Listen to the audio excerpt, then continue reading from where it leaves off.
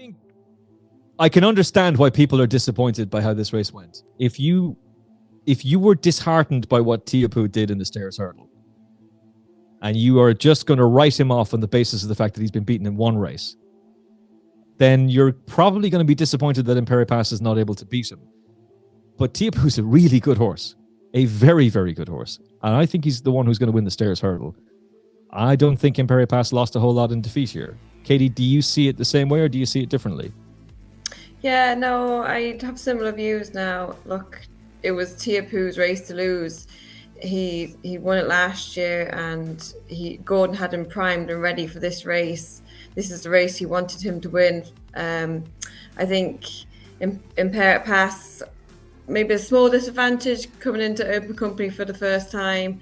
It was a big ask meeting Teahupoo on his first run.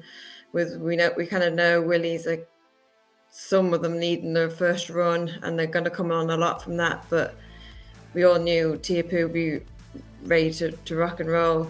Look, he's a brilliant, brilliant horse. He's everything you want to see in a racehorse. He settles.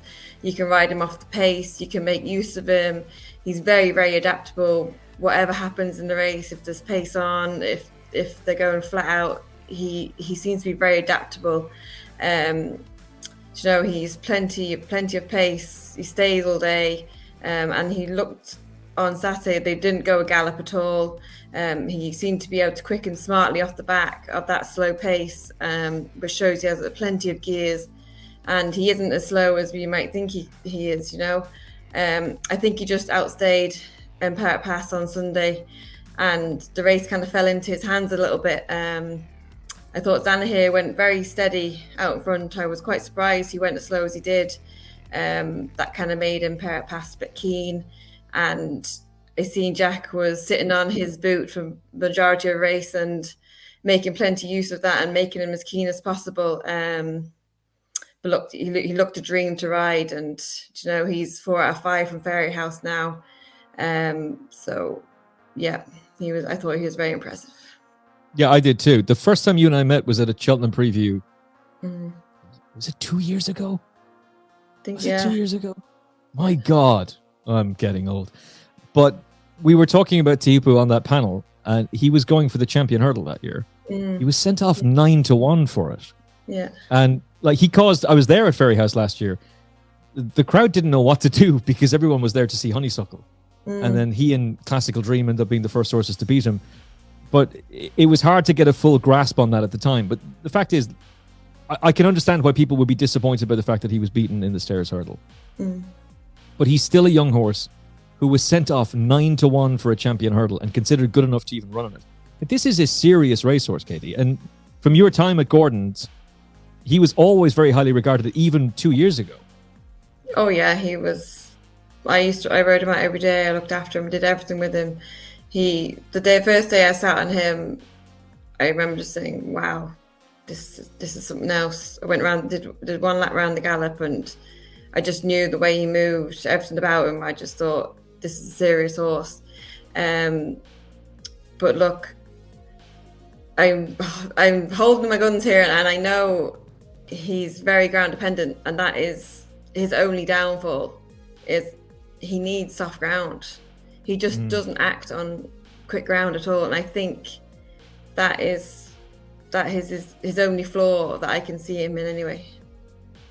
George, what did you make of Teahupoo and Impaire Et Passe? Were you deflated that Impaire Et Passe was beaten, or do you hold Teahupoo in the same regard Katie and I do?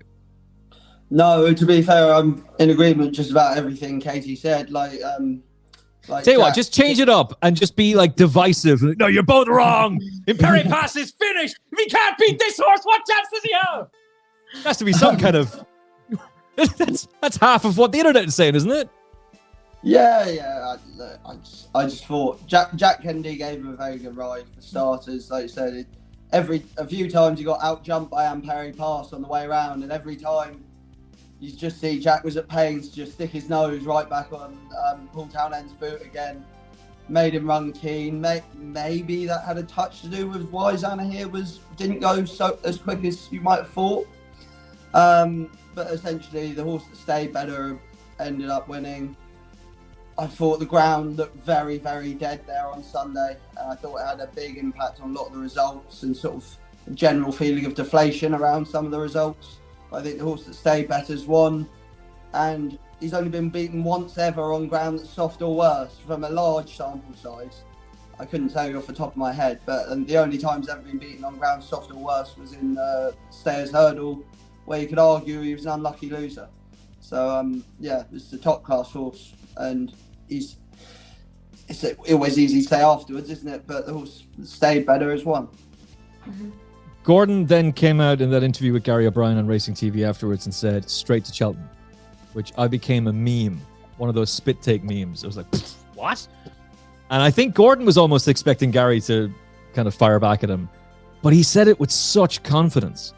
And when you go down through Teahupoo's profile, he's run 4 times off a break of 60 days or more and won all 4. And maybe, I don't know, but I'm just trying to read into what Gordon's thought process is. Maybe he felt that when he won the Galmoy hurdle, he really shone that day and showed a lot of spark and didn't quite have that same va-va-voom or je ne sais quoi, or whatever phrase you want to use in the Stayers hurdle itself. He didn't lose a whole lot in defeat there. Iris's Gift was beaten in the Stayers hurdle, came out a season later and won it. With the right amount of physical and mental maturity and the natural improvement that a horse would make from 6 to 7, I think he's going to be. I think he's the horse who's going to win the Stayers hurdle. But what do you make of the idea of him going straight to Cheltenham, Katie? I thought it was very unusual. He's a horse that wants soft, heavy ground, and they're running him. They're going to miss the whole season now, where there's going to be the softest and heaviest ground possible, and they're going to go into the Spring Festival where he's 0 from 5 between March and May. It just does not make sense to me. Like, he should be running between now and March, making the use of his best form in that period. I just thought it was very, very odd. I don't agree with his best runs are fresh. There's plenty of form there to back that up, that he's able to run within 30 to 40 days after a run and still win. It's there in black or white that he's able to produce form off the back of his first run. I don't think that's the problem with him. I generally think the ground is his problem, and in the spring festivals, he doesn't get his ground. He got his ground in Cheltenham this year, but I think he was an unlucky loser. The race didn't go to plan, and that was the reason why he lost that race. But the form is there, and if you look back through it, from March to May, he's 0 out of 5, and that is because of the ground, not because he's not a fresh horse. Yeah, cover your ears, Davy Russell. If Jack Kennedy was on him, I think he would have won. Maybe not. Sorry, Davy. Sorry. But listen, that's just my opinion, and Jack Kennedy is riding unbelievably well. To back up what you said, though, he's run 8 times off a break of 36 days or 59 days, or between 36 and 59. He's won 4 and placed in 2, but clocked Racing Post ratings of 170 for his peak of coming out and winning first time out, 4 from 4. He clocked an RPR of 170. He's done the exact same thing off the break of 36 to 59 days. Yeah. So you're right. Yeah. There's nothing there to suggest that he needs to have a massive break in between races. Like, the only thing to me that I can see on paper is the ground. That is, and it stands out. I don't know how people can't see it. Like, yeah, that's just my opinion. Maybe Gordon has heard us, George, jokingly saying that we're going to climb into Cheltenham and turn on the taps the night before, and leave them on for Jerry Colomb, and he's just hoping we'll do it on the Wednesday. Yeah. But it is a pretty daring move to decide, right, we're just going to skip the rest of the season. I will say this, though. I did ask Patrick Mullins if the Stayers hurdle could be potentially an option for Impaire Et Passe. I knew I was going to look stupid asking that question, but hey, I look stupid on every show, so I was more than happy to ask that. And of course, Patrick said no. That would be plan Z, basically, for him. But when I was talking about going for those nice middle distance, like intermediate 2 mile 4, 2 mile 5 races in Ireland for the rest of the season that are there to be mopped up, Patrick was of the view, no, because they're not as valuable as the 2 mile grade ones. And that's where Impaire Et Passe would be going instead. So maybe Gordon Elliott has taken the exact same pattern or exact same thought process with Teahupoo. yeah, we could win the Galmoy hurdle again, and we could win the Limestone Lad and other nice hurdles like that. But that's not the goal. The goal is to win the Stayers hurdle. And if you're bringing this horse back and not putting him over fences, then you must think like he would be a really nice chasing prospect. He must think all I've got to do is get him there, and he will win the Stayers hurdle. The only one I would like to chuck in, just like I'm not arguing either way here on this. I'm in agreement that it's mainly the ground that's the issue. You know, the only time he ever won on ground better than soft was in the Fishery Lane hurdle on seasonal reappearance. He beat Calixios and Jeff Kidder by 12 lengths, off the back of winning the Triumph and the Fred Winter. Which is a hell of a performance on ground he didn't like.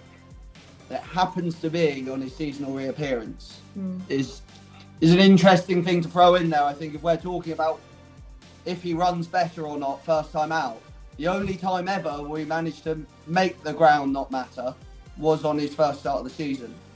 That's a good shout. That's interesting to chuck in. That's a very good shout. The only thing, I was there that day and it didn't.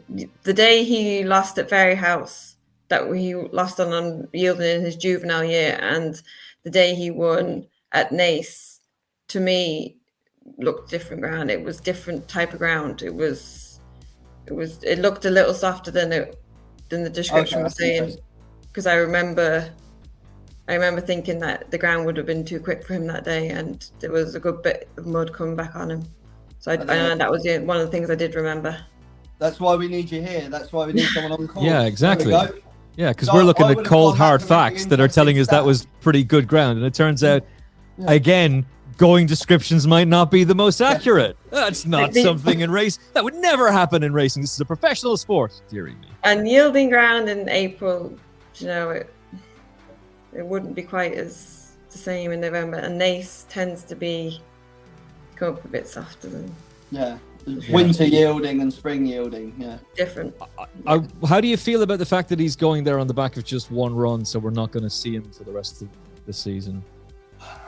It's the Cheltenhamification of the calendar, isn't it? Yeah. If he thinks it's what's best for the horse, he's perfectly entitled to do it. I'm not one of these people that's going to stand there and go, well, it's the death of racing, these horses never run. Whether it ends up being the best thing for him, it'd be a hell of a gamble that if it turns up soft or heavy on the day, we'll all be going, what a genius. Yeah. But you're rolling the dice, aren't you? It's pure luck whether the ground's going to suit him or not on the day. And if we have a really dry spring, he's going to have wasted a year of a very, very talented horse's career. And that's the thing, is you're wasting the whole season there for one run in March, and he finished last there, I think, 2 years ago. You know, it's a big gamble to make. Especially we've had a lot of rain already this winter here, and it just sort of tends to be the way in England. We sort of get one or the other. It's never wet all year round. And when it gets warm in the spring, it gets very, very warm, and Cheltenham can't water that place fast enough because the water just goes straight through it once it's dried out. Well, remember the month before Cheltenham this year, the talk was, it's going to be good to firm ground. Yeah. And then like that, it switched to, it's going to be heavy. Yeah. Unless it rains morning of, it will be good, which actually, I'm shocked it actually came up soft for him in the Stayers last year. So actually, the more I'm thinking about it, the less I think it's a good idea, because it needs to rain on the day. I think you'd have to wait until the day after to be backing him. Yeah. Well, I think you say that. I'm not so sure. Look, in terms of the fact that they're just going to give him, that's it now. We're not going to see him until the Cheltenham Festival. He's Gordon Elliott's horse.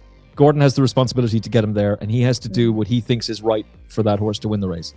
If he thinks getting him there fresh gives him the best chance of winning, I'm not going to argue with him about it, because Gordon will forget more about racing than I'll ever know, which is a phrase I've used a number of times on the show recently. But anyway, that is the way I would look at it. For those who are saying, it's the death of racing, as George was saying, and the internet was on fire over this.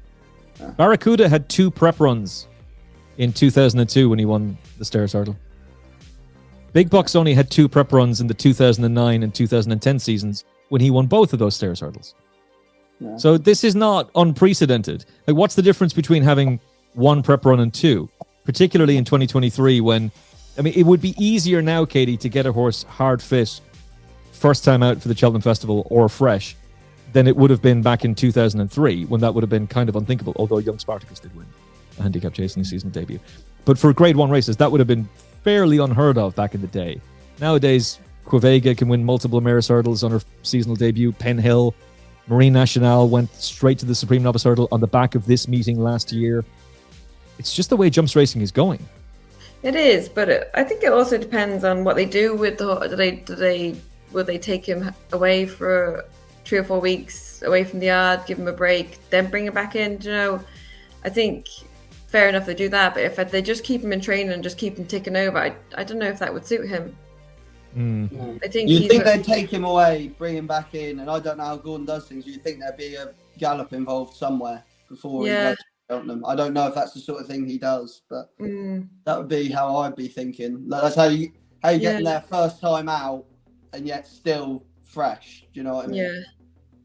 I just worry if he's kept in the yard, taken over, that wouldn't suit him. Do you know, that kind of way? He'd want to be brought home, have a proper break away from the yard, you know, and then bring him back as if he was coming off for his summer holiday. Yeah. But that'd be my worry about this, is he's just kept in the yard. But they take him to Puppy Powers, don't they? Puppies, yeah. So that's probably what they'll do again. Yeah. Then bring him back and get him fired up for the Stairs Hurdle. That's what you'd hope would happen. Yeah. He's 4-1. Yeah. There's another horse who was cut to 4-1 for the Cheltenham Festival over the weekend. George is already scoffing. We'll talk about him later on. We know for a fact that this horse is going to go for the Stairs. He only needs to make minimal improvement on that run in the Stairs Hurdle last year. Mm-hmm. How much, just very briefly, Katie, how much improvement can a racehorse make from a 6-year-old over the summer turning 7 by the time the Cheltenham Festival comes? How much physical and mental maturity and improvement would you expect to see from Teahupoo based on what he did last year as a 6-year-old in the Stairs Hurdle compared to running in it as a 7-year-old? I don't think there'd be that much he's from a 3-year-old. He's a very clever horse. He's very relaxed. He does everything that you ask him to do. I don't think there's any more improvement mentally from him. Physically, he was quite weak as a 3-year-old, 4-year-old, you know, that from that season. And I've seen him a couple times since, and he's definitely filled out. He's definitely filling that frame. And he does get quite light. So maybe a little break away from the yard at this time probably do him no harm, because he does tend to go off his grub a little bit and just kind of comes up a bit light. But he shouldn't really be more improvement physically or mentally, I don't think, anyway, at this stage. Okay. I was kind of hoping you were going to say, there's going to be huge amounts of improvement in him. Saying if Teahupoo goes off his dinner, is that Teahupoo poo-pooing his tea? Oh. Ladies and gentlemen, George Gorman, he's here all week. So I think if he just makes a little bit of improvement from the Stairs Hurdle, he wins it. And when Gordon Elliott identifies a target long range, when he takes aim at a long range target, he rarely misses. Yeah. And the last time I saw him this confident about a horse was probably Tiger Roll when Lydia Hislop asked him the first time he ran in a cross-country race. That was a pretty nice run there over the cross-country fences. He'll have learned a lot from that. What's your plan with them? And he just said, march, and walked off. Like, incredibly bullish. And of course, we all know what happened with him. I love this. There's a lot of people on X, formerly known as Twitter, who can't have this horse because he was beaten in the Stairs Hurdle. And everyone's entitled to their opinions. If you can't have this horse to win the Stairs Hurdle, do me a favor. Tweet about it. Keep tweeting about it. Keep saying how Teahupoo's got no chance and how this French superstar is going to absolutely crush him. Be all over them. Because the more negativity there is out there about Teahupoo, maybe the majority of the betting public will ignore him. And maybe the odds compilers will slip up and they'll push him out a little bit. Because the more negativity there is about this horse and the more people who go on the Cheltenham preview start and say, this horse has got no chance, he needs it in a bog, he can't win. That's music to our ears if you're a Teahupoo fan like me, because this fellow wins the Stairs Hurdle. He wins it. I have absolutely I've no doubt in my mind this fella's going to win. And this French horse that everyone keeps banging on about, I'll say it again. He could be a rock star. He could be.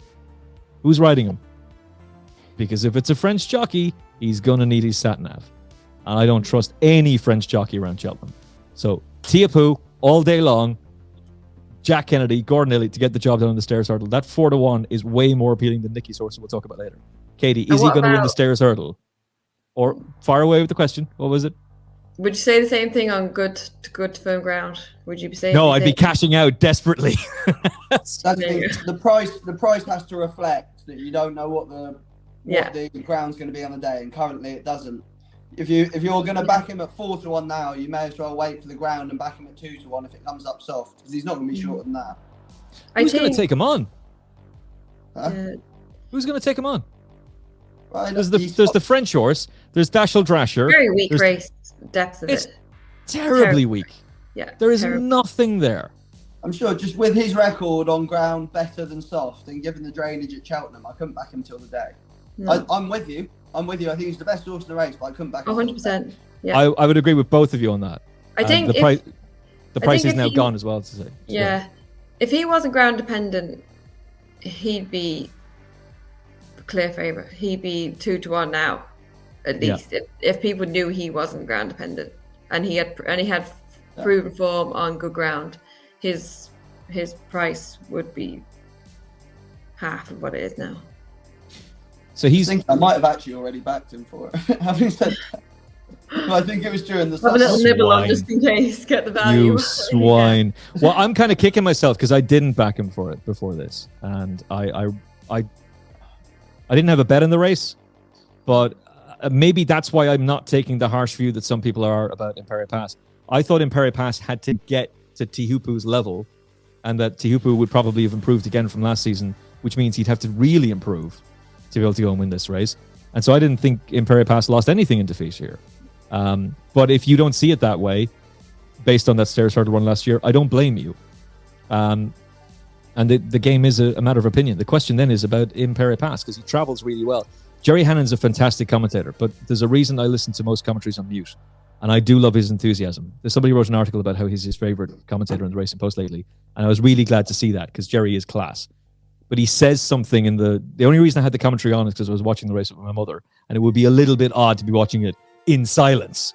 But Jerry says, Impaire Et Passe opens up. He never did. He was expecting him to, but that's not what happened. And it's not that he couldn't.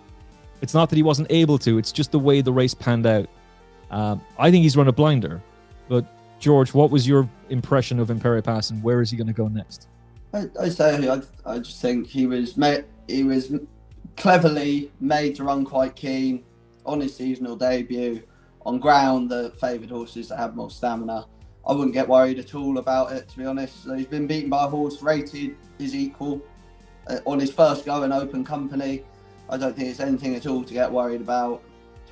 Especially we're sort of saying Ballymore horses sort of tend to want 2 miles anyway. The 2 mile, is it 2 mile 4 or 2.5? 2.4. 2 mile 4.5. 2 mile 4.5. On that ground is a test beyond anything else he's going to be asked to do this year. Where you go next with him, it just depends where State Man goes, doesn't it? Where have they said they're going with State Man? Well, he'll definitely go for the Matheson at Christmas, and I think Impaire Et Passe is going to go there with him. I might even wait for, if it was up to me, I'd wait for the Dublin Racing Festival. You'd wait with Impaire Et Passe? Guaranteed better ground. My knowledge of the Irish racing calendar isn't quite good enough to plot anything else, but I just know there's better ground there, and that's what I'd wait for. Jeez, I'd go for one each with either of them. I'd keep them apart till Cheltenham. Make Paul Townend's job a misery. I'm sure Paul really appreciated that one there, George. Thanks. God, we'll see no novice hurdlers at all this season, and no hurdlers at all. If that's the way. Remember, there's Aintree, there's Punchestown, there's Fairyhouse. It's a long season. Well, that's probably what Gordon is thinking with Teahupoo. We'll go for the stairs hurdle. That's the plan, and if it doesn't quite pan out, Aintree. unfortunately for him, he could go to Cheltenham, Aintree, Punchdown, and Fairyhouse and run 4 times on good ground and get beat 4 times. Yeah, the gamble he's taking. The gamble he's taking, which fair play if he wants to roll those dice. Yeah, he's a brave man. I am firmly of the opinion that Impaire Et Passe has lost a little in defeat here, Katie. But what about you? I don't think he lost anything in defeat. The race didn't suit him at all, in my opinion. Everything that kind of went wrong for him on the day did. He never went to gallop. Jack sat on his boot, as George said. He made him keen. I think that looked like that was kind of the plan. Look, I thought turning straight Teahupoo kind of had him covered, even though visually it looked the opposite way. I could kind of tell by the body language of Paul Townend that probably wasn't holding on to as much as it looked.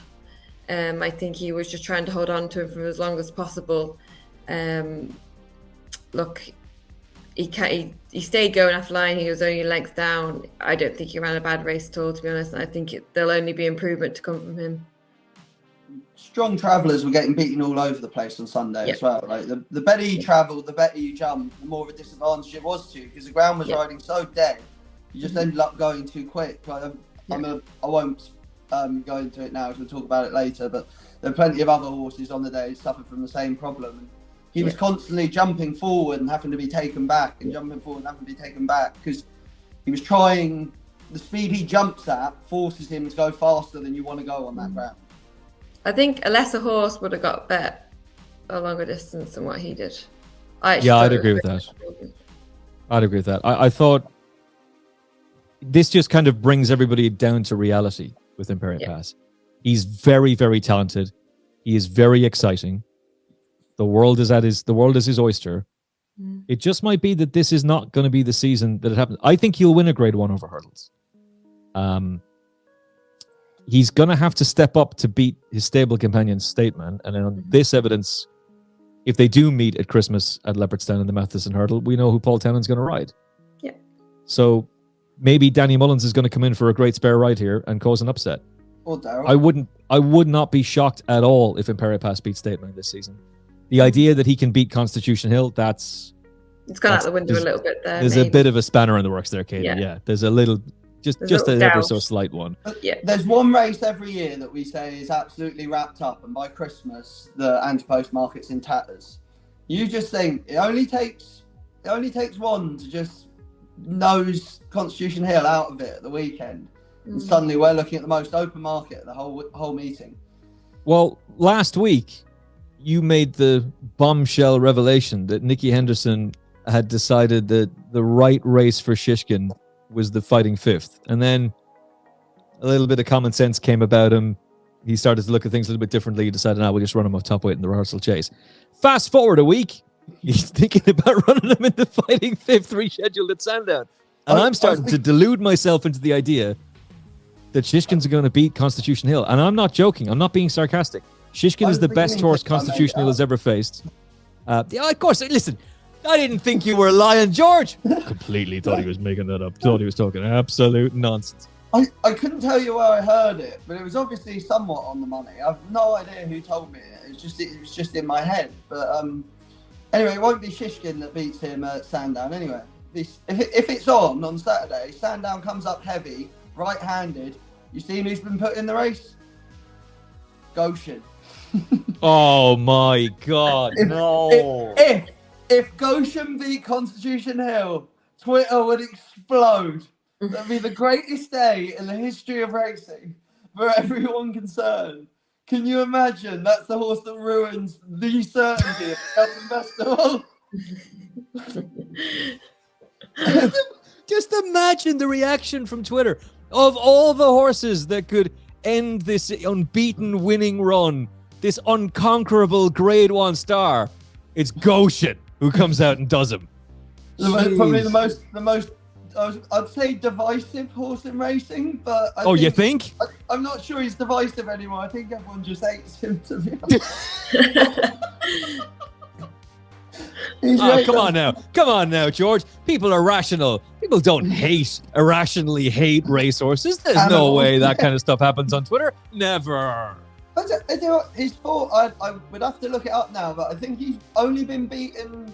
He's either been beaten once or never, right-handed on heavy ground.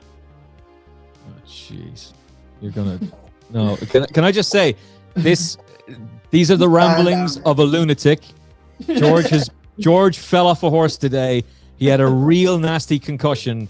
He said, "No, I'm fine. I don't need the doctor." He denied medical advice. He denied going to the hospital, and Katie and I are now very concerned for his mental health. I just love chaos, Emmet. I think it'd be the best thing that's ever happened in racing. I don't know why, but there's an image of the racing blogger just like cheering on Constitution Hill, and it's Goshen who comes and does him. Oh, he'd cry on live. It's brilliant. It wasn't Goshen you fell off by any chance, Please. was it?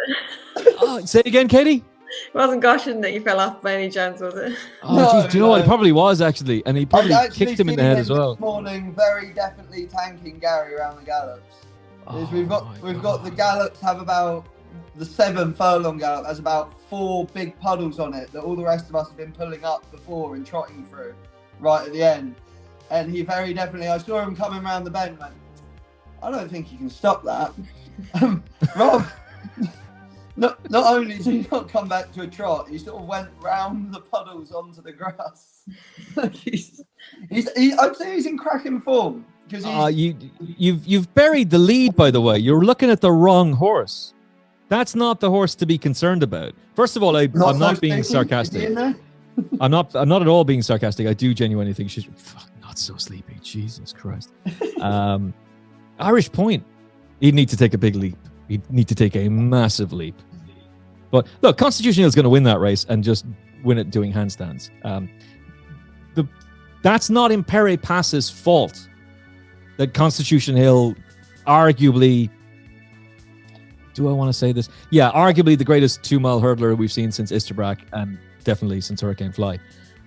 It's not his fault that he's there. We then have to try and find a horse that can come up to his standard. I don't think there is one.